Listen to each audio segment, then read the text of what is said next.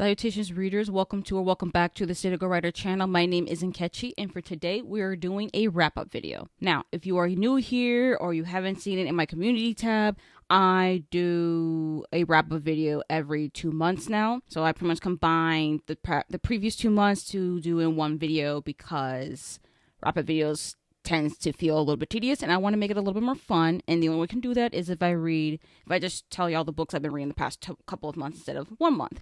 Also, for these wrap-up videos, I do have this little incanter here, which is pretty much what you originally used for alcohol. But I have some slips of paper in here so that we can do the wrap-up video Jan Icon style. That's pretty much what I'm calling it because she does her wrap-up videos also with like a container. And it's reread, rewrite, burn, tag, but make it bookish. And yep, there are 21 books in here. So 21 slips of paper here that I have written down. And so therefore we'll be pretty much be able to do about 7 rounds of this, which is great. And I do have most of the books that I read in the past couple of months. Some of these are indeed library books, and the rest are books that I've acquired in the past couple of months and books I've already had in my physical TBR. So we'll get through all those books later on. But first up, I want to do some stats for both months. So first up, in July, I read about 10 books.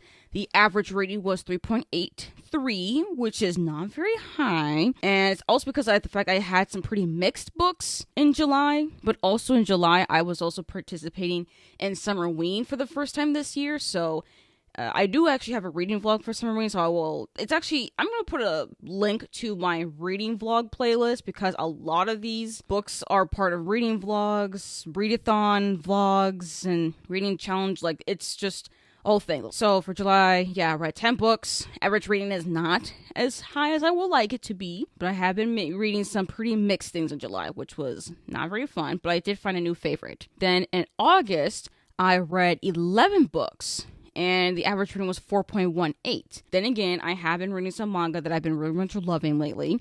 So that kind of skewed the average rating a little bit. Because other than that, I also had some slightly above average books. So it's still overall better than it was for July. Quality rise. But I definitely had a dud or two as well. Anyways, let's actually get to the wrap-up itself. Let's get through all the stats and things. And now...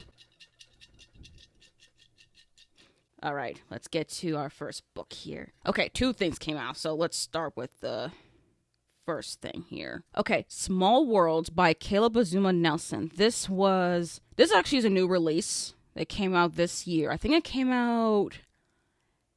it was May. I honestly do not remember when this book was supposed to come out. But I did read it via audio. I had the ALC courtesy of Dreamscape Media, so thank you, NetGalley and Dreamscape Media, for that. And yeah, it's adult contemporary lit fic, Caleb Azuma Nelson's sophomore novel. I never really read his debut, Open Water, but I was intrigued to read this one. The Sleepless by Victor Manibo. Now this one is an adult queer sci-fi thriller that takes place in our near future, and it has to do something with hyperinsomnia. That one was really, really cool. So there's that. One more. Okay, so the next one I got is Fullmetal Alchemist Omnibus number 5. This is actually, I was reading in my most recent reading vlog. So yeah. Oh gosh, I'm sorry. Hold on. My eye. Okay, I think my eye's better now. Okay, first up, I would definitely reread Fullmetal Alchemist Omnibus number 5. Now, if you don't know what this entire manga series is, which I don't even know how you would not know unless you just don't read manga, but if you don't read manga, this is pretty much a series following 2 boys who committed a great sin by using alchemy to try to bring back their mother. And it failed horribly, where the oldest brother, Edward, lost his leg, and then his brother lost his entire body, and Ed tried to get his brother back by transmuting again with alchemy and things, only being able to bond his brother's soul to a suit of armor, and he lost his arm in the process. So pretty much this entire manga series is pretty much just their journey to getting back their original bodies. And this one in particular had a pretty heavy volume. So Omnibus number 5 consists of volumes 13, 14, and 15. This is pretty much where we get a lot of revelations on like the major plot of the story. Like, this is pretty much like the middle, basically. This is like the midpoint actually of the story. This is where we see like, okay, these are the stakes. This is where our characters are starting to actually understand what's actually going on, and that's actually really messed up with the military. And this was just really, really good. So I give this one 5 stars, naturally, although tread with caution on volume 15, because this was pretty much a very emotionally hitting volume for me because of the depiction of war in here, because there has been a very, very tragic war that happens in the story, and that entire volume is pretty much flashback, and it was a rough volume to get through, honestly, because that was a lot. Even though I've seen the anime so many times, but that part always gets me in my feels. It was just really, really tragic. So yeah, definitely will reread this. Now, as far as to rewrite or burn, I think I would actually just burn Small Worlds by Caleb Azuma Nelson. I did like this one. I did give it 3.25 stars. And what was the synopsis? I think this is about a British Ghanaian boy who's going through life, I guess. Parents, going to university, life-changing, stuff like that. Which sounds fine and all. I did like the audiobook because it was narrated by the author. I think that was cool.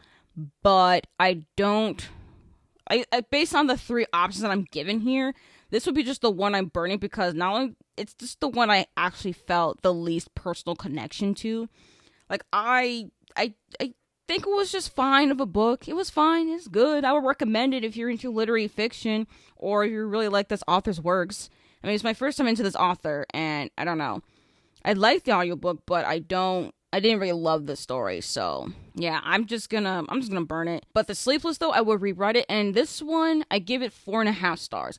This one, again, is a queer sci-fi thriller where we're following a journalist who finds out that his boss is murdered, and right when there's supposed to be a merger happening with the news outlet company with some other politically aligned company and other things, and then also figuring with hyperinsomnia or the sleepless, pretty much.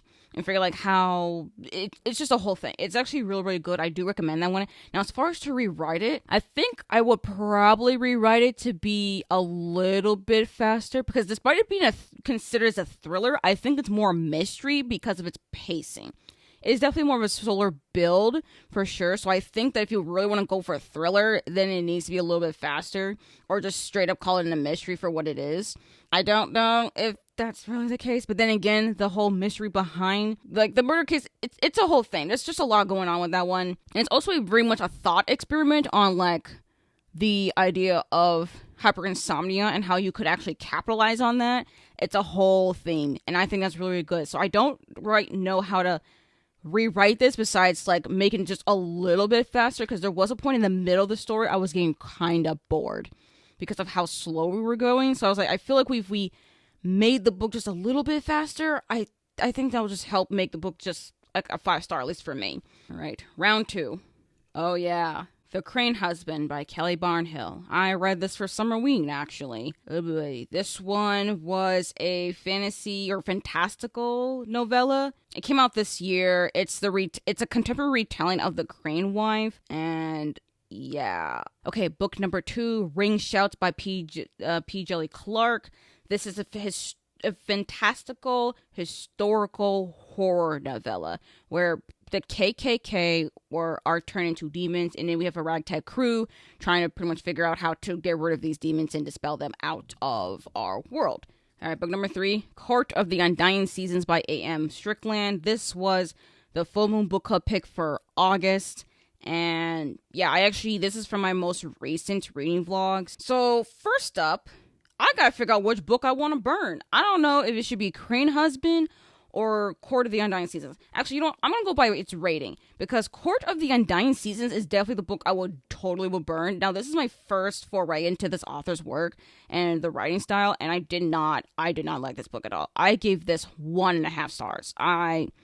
I don't recommend it. This is a young adult fantasy book where we have vampires, and our protagonist here, Finn, wants to somehow avenge her mother because her mother was taken from this vampires in this vampire court. So the only way for her to survive is if she goes to this vampire school to learn from being a human to being a vampire and all the other things.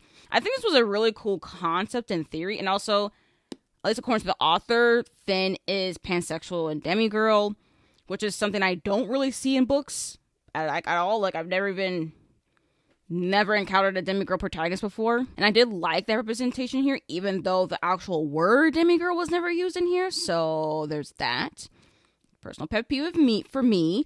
But also, I did not particularly love the writing style. I really did not like the main character at all. Did not like the main character. Did not like her chemistry with her love interest. In fact, I think they're just flat and boring. Literally zero chemistry. And even the side characters that I kind of like, they were also pretty flat and boring, which is so sad. And then the last third of the book was pretty much like stuff was coming out of nowhere, and I'm just like, what the heck is going on? How did we get here? This book was just a mess to me. I did not like this, so don't recommend. That's just burn. I will not miss that book. A book that I will rewrite easily, well, not quite easily, will be The Crane Husband by Kelly Barnhill. So again, retelling of the Crane Wife. I'm not really familiar with this particular story, so maybe I will read that Japanese folktale first and then try to rewrite this. I don't know. I just didn't think I really liked the narrative, the way that the story was going with it. Like, it's pretty much very much a big theme on domestic abuse. So if that's something triggering for you, try with caution with The Crane Husband. But other than that, I don't know. It's just, I felt bored. It just felt lifeless to me. Like, the story felt lifeless to me, despite something that's actually quite horrific and for something as dark as that, it felt lifeless to me. I did not like the writing style. I gave it 2.5 stars. I don't know.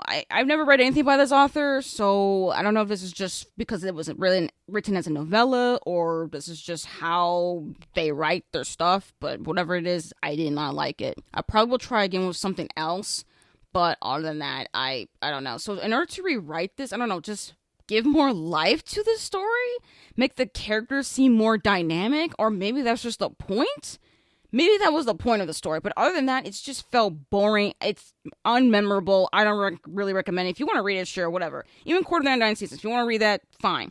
But The Crane Husband, I barely even remember that book anymore now. It's completely not memorable for me, so I'm just gonna move on. And then that pretty much leaves Ring Shout as a reread. And actually, I would not mind to do a reread of this. So again, this is where historical setting, an alternate history where the KKK are pretty much turned as demons, man-eating demons. And we have a ragtag group here that hunts them down, kill them, and make their be gone out of this world kind of thing. And I did really enjoy my time with this. It's a little bit long for what the novella is, but I think the page length in here actually really does serve the story, so it feels complete. I give this one 4.5 stars. I really enjoyed my time with it. I do feel like the ending a little bit kind of lost me a little bit, but overall, I really did enjoy this one. And if you can handle the content warnings in this book, then recommend you reading this if you're also into a novella. And also, this is actually my third P. Djeli Clark book that I've read in the past couple of months. Actually, this is my third one. Trust me, I'm going to be talking about 2 more. So this author, y'all are going to hear about him again. All right, that was round 2. Round 3. We have Fullmetal Alchemist Omnibus number 6. This consists of volumes 16, 17, and 18. I was mostly reading this in my most recent reading vlog, and I have actually finished it for this month. So we'll talk about that as well. See, what did I say? The Black God's Drums by P. Djeli Clark. Of course. Now this one, if I remember correctly, it was alternate history. It takes place in New Orleans. I think the early 1800s, something like that. I don't remember. I think my brain will probably come back to it. I forgot which reading vlog I read it in. I think I read it in a vlog. I can't remember which one it was. Okay, I have not a Diary of Blood here, but an Encore of Roses by S.D. Gibson. Now, this is the short story epilogue in the back here. Where is it? Yeah, there it is. A sequel short story. It's an epilogue in Alexi's perspective, and originally an Saint Gibson Substack. So it's a part of the Red Hook hardcover new version of A Diary of Blood. So if you see me holding up A Diary of Blood, I'm talking about an Encore of Roses. Okay, well, first up, I am totally going to reread this volume. Same thoughts, well, not quite the same thoughts, but very similar thoughts when I talked about Omnibus number 5. I just love this manga series, okay? And in this one, as you can tell with the cover, we're somewhere cold because we're in the northern part and stuff. And I'm trying to be kind of specific, but also pretty light on the spoilers, because despite the fact that this manga series has been out for a while, and the anime adaptations, yes, there are 2, have been around for a while as well, I don't necessarily want to just spoil it for anyone who's not really an anime watcher or a manga reader, but for anyone who's actually have seen the adaptations and even started reading the manga yourselves, you know, not quite want to say anything too much. But I did indeed really much enjoy this one, and I did enjoy the new cast of characters we get to be introduced here, and actually they tend to be one of my favorite characters, so yep, highly recommend this manga series if you have not read it already. Now, this is the part where it gets a little bit difficult, because which one am I burning, and which one would I rewrite? Okay, I think I got it, and please, Jan, if you're watching this video, please, you might want to stay away from this section here, but not the book, but I would burn the epilogue here, An Encore of Roses. It wasn't like it was bad or anything. It's not a bad epilogue. Again, it's just like a short story thing, extension of A Dowry of Blood, where we got Alexi's point of view, and Alexi isn't really my favorite out of the Dracula's brides, honestly. I think his perspective is fine, but I honestly could have lived without the extension there. But hey, if you all want some more vampire erotica, it's in there, and I think it was written really well, in my personal opinion. So, you know, I have nothing against it. It's just out of the options here, it's definitely the one I would burn, and I think I can easily live without the epilogue. So there's that. And then we have Black God's Drums, which I'm really blanking on what this story was about. It honestly kind of reminds me, as far as plot beats, with Ring Shout, but in ways that didn't quite work for me. Like, I still enjoyed it. I gave it 4 stars, but I'm really blanking on the synopsis here. I just remember alternate history, New Orleans, 1800s, but I'm forgetting what this book was, this novella specifically was really about. I do remember feeling that it was just too fast, and that there was not enough pages for the kind of story that it was, which is why I think that Ring Shout was the better version of doing this, as far as the novellas are concerned. So, yeah, I don't think this is the kind of novella that really worked with it being so close to being 100 pages. I think it could have worked being a little bit, or maybe it was, I don't remember how long this novella was, but it was short, and I felt like it could have been longer so that it could fulfill the entire story. Because the way the characters were, I don't think it was anything bad. It was just too short. It needed more time. But anyways, let's get to I forgot what round we're at. I'm already forgetting count. Well, whatever round this is, editing me can figure that out. Bone Smith by Nikki Palpretto. This one I was reading for the Full Moon Readathon. It was a young adult fantasy book. It's a first in a duology. The marketing for this book had comped titles for Gideon the Ninth and Game of Thrones White Walkers. And I'm not familiar with Game of Thrones White Walkers like at all, but I am familiar with Gideon the Ninth. Okay, our next book is The Surviving Sky by Krita H. Rao. This is actually an adult sci-fi fantasy debut. It's the first in a trilogy. It's called the Rages Trilogy. And it follows 2 characters, a married couple in their 30s, where it's going through strife, and there's a lot of plant magic, architectural magic. It's very technical, very much interesting, definitely high fantasy. I actually read this one via audio, so we'll talk about that a little bit later.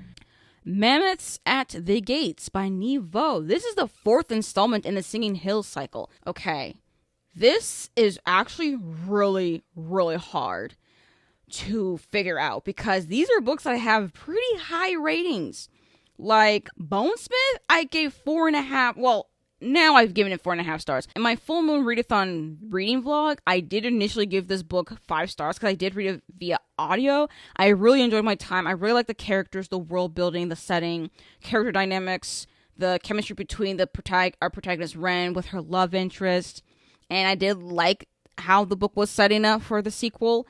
And it is a duology, so I'm happy about that. So that was fun. And then we have The Surviving Sky. This is the first in a trilogy. I read it via audio. It is dual POV. There are 2 narrators, and I really like the narrators, especially the male narrator. I give this 4.25 stars. I had a great time with this. I think this is a great setup for the sequel, which we now have a title for, which is The Unrelenting Earth. and it was just a really great time. I think that it's also Hindu philosophy inspired as well.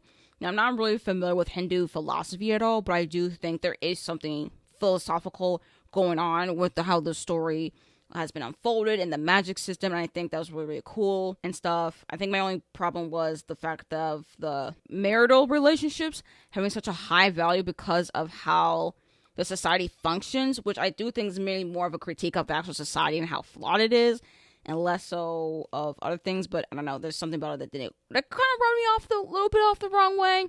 I don't know, maybe it's more of a minor thing, so don't worry about that. And then we have Mammoths at the Gates, which I gave 5 stars. I think this is a really good installment into the Singing Hill cycle. Now, if you don't know anything about the Singing Hill cycle, this is literally a fantasy novella series by Niveau that you can read in any order. Every single one of these novellas is practically a starting point to the world. So it doesn't matter if you read them in an order. For me, I have been reading these novellas in order. So there's also something worth... There is something when you do read these novellas in order that you do get something out of each starting point that it feels like Niveau has given some sort of Easter eggs a little bit, just a little bit Easter eggs here and there in Mammoths at the Gates that make me go, huh. If you read the other 3 novellas first before reading this, you actually can notice some things here and there. But I still think it's still a very good starting point.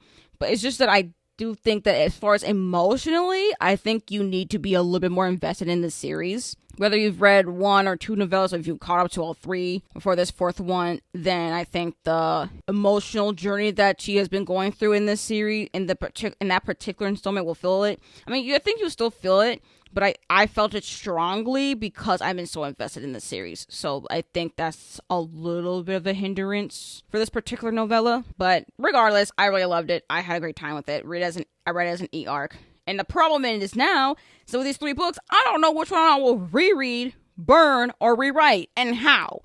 How the heck? Which one am I burning? I don't know which I'm going to burn. Oh, crap. This is what happens when I had such really good reads, great reads even, and they're pinned against each other. What the fuck am I supposed to do? Okay, you know what? I think I got it now. I would reread Mammoths of the Gates just solely for the fact that it is novella. Bonesmith and the Surviving Sky, especially the Surviving Sky's audiobook is really, really long, so it's not gonna be an easy reread. Mammoths of the Gates I can easily reread, so especially when I get it physically, easy to reread. So that's easy. Now, rewrite and burn. I would rewrite The Surviving Sky. Not fully, but I would rewrite... I don't know. I think I will rewrite the parts where it was trying to explain the magic system as far as like descriptions of it, because I felt kind of confused because I was hybrid reading this and I was having some trouble kind of picturing some things. So I do think that a little bit of a rewrite on the descriptions will be a little bit helpful to feel a little bit more atmospheric. So I think that's how I'll rewrite it. I don't know how else to do it, honestly. Which means that I would burn Bonesmith. I'm sorry. This was just what I was given, and I'm just burning it because I don't know. It's the only one. It was the last choice. There's nothing much against that I will actually want to burn it for, so that's just what I got. So Bonesmith is just it's burning. Okay, sorry, I don't know what else to say. So that was round whatever number we're at, because I've already lost count. We still have a lot more books to go through though, so oh crap, we're not done yet. Okay, we have Fullmetal Alchemist Omnibus number 4 here. This is the 4th one. This one is pretty much where a lot of the shit starts to really hit the fan, at least plot-wise, and our antagonists, the villains, are also having their plans start to really come to fruition, and our main characters are becoming more and more aware of their plans. Okay, finally, we have A Diary of Blood by Saint Gibson. This is Dracula-inspired retelling, polyamorous vampires, adult, luscious writing. I read it for the Full Moon Readathon, It's in the very first, I think it's in part 1, so y'all can check that out there. Okay, the next one is Confessions by Kane Minato. This is a Japanese translated work that is a thriller. This is actually a psychological thriller. I read this for Summerween, so y'all can check that out in my Summerween vlog. Now we are in another conundrum again, where I have really great books here. I have 3 really great books, and I'm trying to figure out which one is a reread, a rewrite, and a burn. And I'm already scared. Now, I have to go with rereading with Fullmetal Alchemist because I've already been doing that with the other ones, and I can't burn it. I can't burn this in a series? That won't make any sense. So, this Omnibus edition has volumes 10, 11, and 12. I had a really good time with this one. I don't even think I can even rewrite anything. I don't think there's really anything in this for me to rewrite, to be honest. There's nothing for me to rewrite. So, yeah, I'm just rereading this. I'm having a good time, and I cannot wait to finish reading this manga series. Which leaves these 2 right here to rewrite and to burn. Okay, got it. I would burn Confessions. Now, don't get me wrong. I had a great time with this one, okay? This was a very fun psychological thriller. Okay, it makes me go, you know what? I need to read more. I should try reading some Japanese translated thrillers because this was a good time.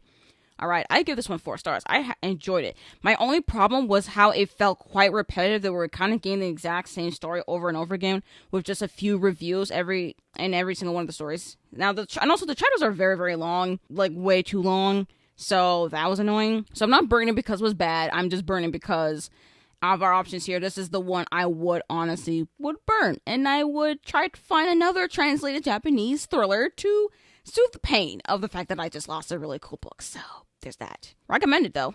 And then that leaves me to somehow rewrite A Dowry of Blood. I don't know how I'm supposed to do that. Now, granted, I did give this one, I think, 4.25 originally, but I did bump it up to a little bit over to 4.5. I really indeed enjoyed my time with this one. I loved Saint Gibson's writing. Like, her writing was so lush, lyrical, atmospheric. I was here for it. I was so here for this story because of the writing. So I definitely recommend it. This does provide a list of content warnings. So if, something in there is not for you, it's okay, all right? It's provided for you, so I very much appreciate that. I don't know how the heck I'm supposed to rewrite this. Like, what am I supposed to do? How? I don't know how to rewrite this. This is just the only option I can give A Dowry of Blood that isn't a reread or a burn. That's all I got for y'all. All right, I think we have a couple rounds left. It doesn't seem like there's a lot of books left. I knew this book was about to show up eventually, but here it is. The Whispering Dark by Kelly Andrew. This was the Full Moon Book Club pick for July. This is a young adult fantasy, I think. It's also dark academia. It follows a deaf student, and it's, for some reason, marketed as Ninth House meets the Raven Boys. Now, I've never read the Raven Boys, but I have read half of Ninth House, and I think it kind of fits, sort of. Not really sure about that. It is in a reading vlog. All right, we have Jade Shards by Fonda Lee. This is our last Greenbone Saga related thing we're ever gonna get. It's from Subterranean Press. I did originally read this as an e-arc, so thank you NetGalley and Subterranean Press for the e-arc. So I already have my review on it on Instagram. But this is a short story collection set in the Greenbone Saga world. It preludes Jade City, but it's also after the Jade City of John Loon as well. Okay, now we have All the Dead Lie Down by Kari McCauley. Yeah, the library copy just likes to block out the title, so that's really nice. Really nice indeed. Thank you very much, my library. But this one is a young adult queer horror that's very much leaning on gothic horror, following a 17-year-old who is a nanny for 2, I think, 10, 11-year-olds. And the eldest daughter is around the same age as here. There's a sapphic romance in here as well. I talked about this in my most recent reading vlog, so check that out. So, first up, obvious, I'm burning The Whispering Dark. This was a book I really did not enjoy. Just like with A Court of the Undying Seasons, I did not like it. I wasn't really a big fan of the story. I think running style was just fine. There's also a whole other love interest as well, which I'm just like, okay, fine, whatever. But he was just so mysterious. and stuff that I couldn't get him straight anyways. And also the magic, the fantasy stuff in there was really, really confusing. And now, as I'm talking about this, I'm actually forgetting what was even happening with this book. It was another one of those books that, like, it had a vibe. It was mostly vibe, and then it was just losing itself as time went on. And I don't know what was the point of this one. And this was actually a book I was anticipating last year, and I just held it off for so long. And now I've read it this year, and I'm just like, this is what we're doing? Like, I just listened to the audiobook, and my mind was just numbing. I was just like, I'm just here just to basically listen to a book. I can't tell you much of anything else. And I gave this one, I think originally I gave it 2 stars, but now I'm like 1.75, because what was that book? That book it mostly just wasted my time. And then I would reread Jade Shards. I really enjoyed this short story collection. I think I gave it 4.5 stars. I did enjoy every single one of these, but I think the weakest short story was Grand Decameron, which was actually the newest short story for this collection specifically. And I think the one that was better I think the one that's actually the best would be like better than Jade and possibly The Witch and Her Friend, but mostly better than Jade. I think that was the strongest short story in here. I definitely recommend this. I just recommend the entire Greenbone Saga if you can see the books, like right there. You see Jade City, Jade War, Jade Legacy, and then Jade Sitter of John Loon's up there, and Jade Shards. Like, I just really loved going back into this world, seeing our characters, and this particular short story collection was dedicated to us fans. Like, this was written for any fan of the Greenbone Saga, and I recommend it, honestly, for all of us fans. Please check it out. Which means that it will leave all the Deadlight down for a rewrite. Which, honestly, I think it would need a rewrite because I did feel like the writing style was a little bit repetitive. I think my previous reading vlog, I think I ended up giving it a 3.5. Because I really did like the story. I like the horror element. And I will reiterate here, the horror is animal death. So if you're not into animal death, don't read this book. And also, not just that, but also there's a lot of grief, death of parent as well is a very big thing in here, so tread with caution. I think my problem was the writing style. I think it was fine-ish, but it was also pretty repetitive at points. And also, I wasn't quite invested in the sapphic relationship in here either. I was like, this is fine, but honestly, it could have just been a little bit better. And it's also just a whole nother thing that added into the story that I'm still not quite sure of if that was a good idea to do. It's not like it's a bad idea, but I'm not totally sure if this is the kind of thing you want to put in this story. I don't know. Undecided. Cannot figure that out. But, I still recommend it nonetheless, so I would rewrite it for those reasons. Now, the last 3 books, I think this actually is our last round, and I do have them all physically, but for the purpose of such a video, I'm still gonna have it all come at me at random. Okay, now just pick one. Pick one. Okay, I have Masters of Death by Olivia Blake. This is the most recent Olivia Blake book. It came out actually in August. And I had this as an audiobook because I got the ALC from NetGalley and Tor Books. So thank you, NetGalley and Tor, for an ALC of Masters of Death. All right, we have A Master of Jin by P. Jelly Clark. I read this actually, I think I hybrid read this in July. This is alternate history, but we're in Cairo, Egypt, in 1912. And this is actually a fantasy mystery, and it's part of the Dead Jin universe. This is actually I think this is actually Clark's debut novel, if I'm not mistaken. I saw this one going on Bookstagram, and I was like, you know what? Let me try it. I even had the audiobook. I was in the bookstore, read along the first chapter, and I was hooked from there. Honestly, this one is not a surprise. I already know what this book is, but I'm just bringing it up because I can. Honey and Spice Babalola. Okay, adult contemporary romance. Yes, you heard it here, y'all. I read a romance book. If you were on my Instagram stories, you would know I've been reading this book and I've been eating it up. Which is why, out of the 3 options that I have left here, I would easily, and I mean easily, reread Honey and Spice, okay? Which is so fascinating because I actually tried the audiobook. Was it this year? I can't remember. I can't remember if it was this year or last year that I tried listening to the audiobook and kind of DNF'd it pretty early on. I didn't even finish the first chapter, so I didn't count as a DNF. But, y'all, this book, so good. Now, this follows Kiki and she's a host of a college radio show. Taiwan's just giving dating advice and also a way to get away from waste men. Pretty much men that just waste your damn time, okay? And there's this new guy on campus named Malachi, and she kind of calls Malachi like the waste man because for some reason a lot of the girls are just, they want to eat him up. Yeah, they were seen kissing, and it might end up ruining reputations, but they decided to work together in a fake dating scenario. It's a whole thing, okay? Y'all read the synopsis. Point is, I give this book 5 stars, which completely surprised me. I did not expect myself to give this book 5 stars at all. In fact, I didn't even expect myself to even give this book a chance to even read. I really don't just pick up a romance book. And I also did read this author's short story collection in February for Blackathon. It was Love in Color. So I was like, okay, I liked her writing style, and I think I also listened to one via audio, but this one I just went with physically. But honestly, I would want to reread it via audio, because I did hear the audiobook is good, but even though I did DNF the audiobook, but I'll give the audiobook a chance, and I'm definitely will want to annotate this book, because I need to get my own copy. Like, y'all, this was just really, really good. I like the writing style. I did like the banter, and yeah, there are a lot of pop culture references, but for me, I like the pop culture references. I have no problem with that. So it's just there. I like the banter. I like the chemistry between the characters, like romantic chemistry. I was like, yes, this is what I'm talking about with romantic chemistry. So please, anyone in the comments, please give me recommendations that remind you of Honey and Spice. Please, I want some more. Even if it's contemporary romance, I will read it. I will at least try it. Okay, please, I just want to read it. And yes, this was a book I read in August, and y'all, this is definitely my favorite book of the month. The point is, this was just a whole vibe of a book, and I just recommend it, so please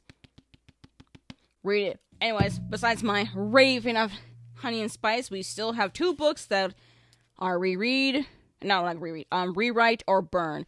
And out of here, I think I would reread A Master of Jinn. I really had a good time with this. I liked our main character here, Fatima. She's pretty much an agent for the Ministry of Alchemy, Enchantments, and Supernatural Entities. And we're finding like Jinn or someone who claims to be a master of Jinn or something.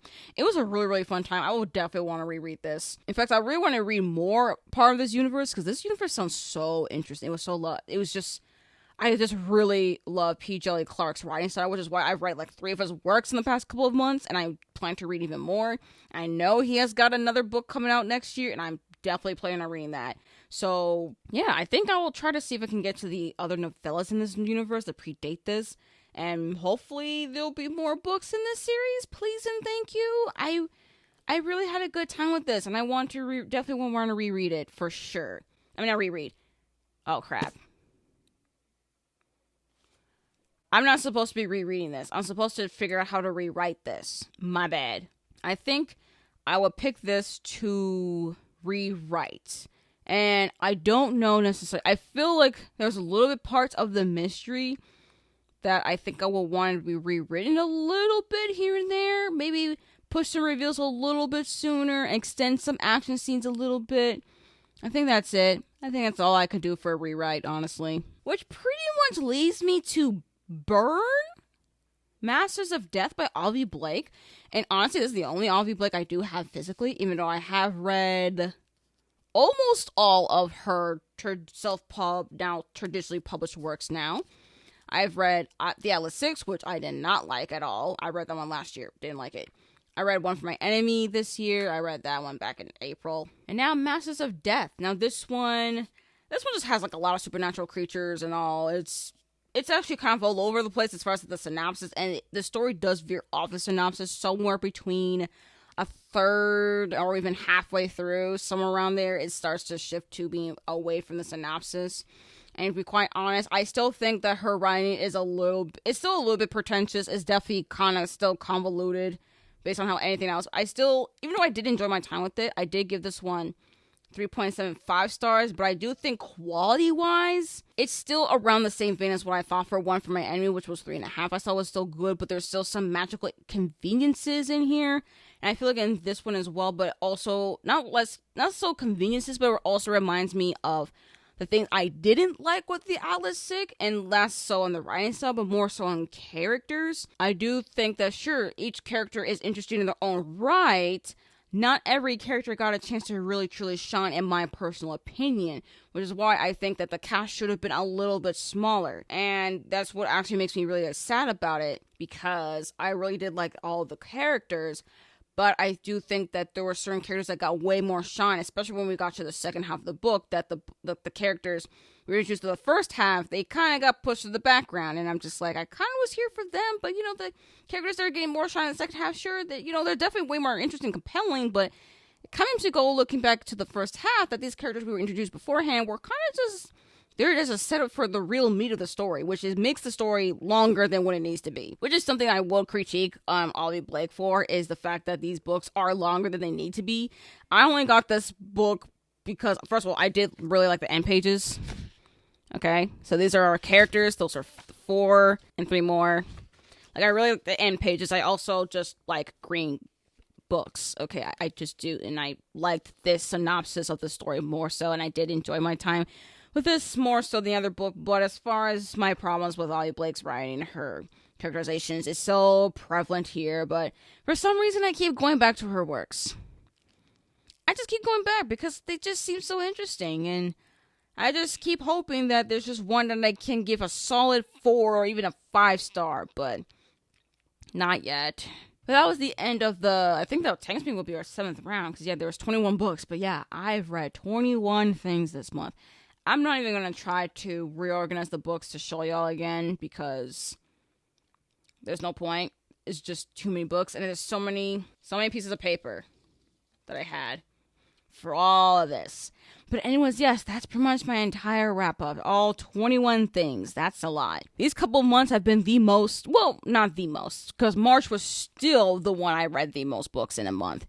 But as far as the past couple months, 21? That's a lot. That's a lot to talk about. And I am looking forward to our next wrap-up, which is September and October. Autumn is coming, y'all.